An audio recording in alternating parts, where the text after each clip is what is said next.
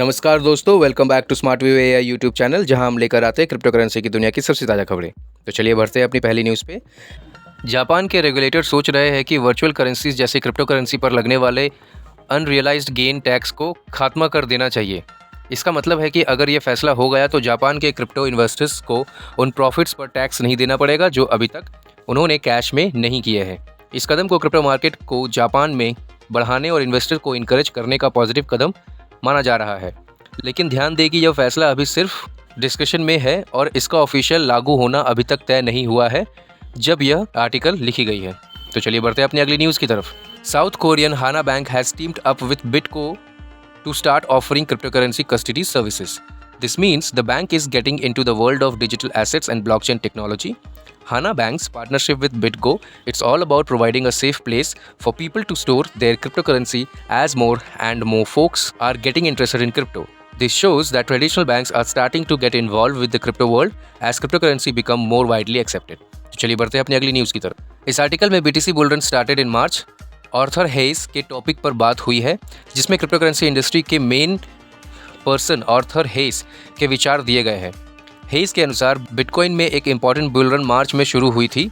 इस आर्टिकल में उसके विचार और इस मूवमेंट के पीछे की लॉजिक पर बात हुई है, लेकिन इसमें स्पेसिफिक डिटेल्स नहीं दिए गए हैं।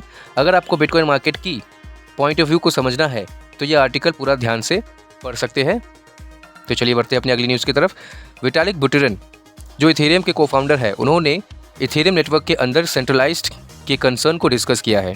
उन्होंने ये बताया है कि इथेरियम नोड्स को चलाना अब आसान हो गया है, जो सेंट्रलाइजेशन को बढ़ा सकती है। बुटेरियन के कमेंट्स से समझा जा सकता है कि हमें एक डिसेंट्रलाइज्ड और सिक्योर नेटवर्क बनाए रखने के लिए कंटिन्यू एफर्ट्स की ज़रूरत है। तो चलिए बढ़ते हैं अपनी अगली न्यूज़ की तरफ। SEC ने बिटकॉइन ETF की मंजूरी का फैसला टालने में देर कर दी और इस समय ग्रे स्केल इन्वेस्टमेंट के लिए जीत की बात मानी जा रही है। ग्रे स्केल एक बहुत बड़ी कंपनी है और उन्होंने बिटकॉइन ETF की मंजूरी के लिए दबाव डाला था। SEC के फैसले की देरी का मतलब है कि अभी यह फैसला बाकी है कि यह इन्वेस्टमेंट प्रोडक्ट्स किस तरह से रेगुलेट होंगे, और रेगुलेटरी एजेंसी ये देख रही है कि इनके साथ जुड़ी डेंजर और फ़ायदे क्या है। इस फैसले से समझा जा रहा है कि यूनाइटेड स्टेट में क्रिप्टो करेंसी इन्वेस्टमेंट के टेक्नोलॉजी के आसपास चल रहे रेगुलेशन नियम और प्रॉब्लम का सोल्यूशंस अभी तक नहीं मिला है। तो चलिए बढ़ते हैं अपनी अगली न्यूज़ की तरफ।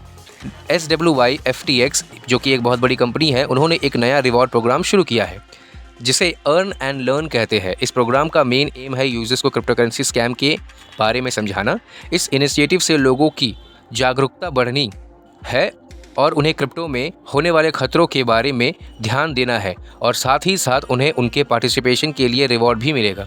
इस प्रोग्राम के जरिए SWY FTX के यूजर्स क्रिप्टो स्कैम को पहचानने और बचाव करने का तरीका सीखेंगे और इसके बदले में रिवॉर्ड कमा सकते हैं। इस इनिशिएटिव से ये बताया जाता है कि क्रिप्टो के शौकीन लोगों को क्रिप्टो करेंसी दुनिया में होने वाले सुरक्षा टेक्नोलॉजी के बारे में एडुकेट करना कितना इम्पॉर्टेंट है, जो कि क्रिप्टो के वॉलेटाइल कैरेक्टरिस्टिक को समझ सके और अपने इन्वेस्टमेंट कर सके। तो इतना ही आज के न्यूज़ में दोस्तों।